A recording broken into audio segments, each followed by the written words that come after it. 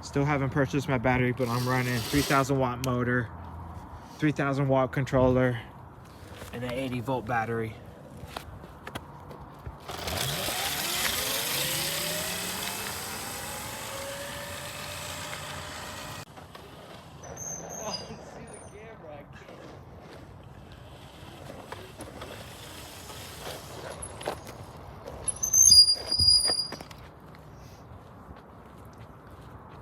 Get that burnout going.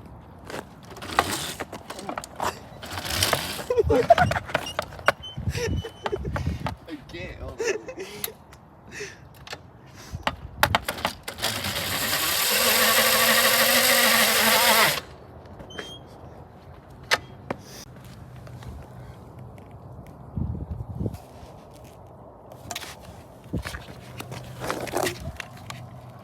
One bar left.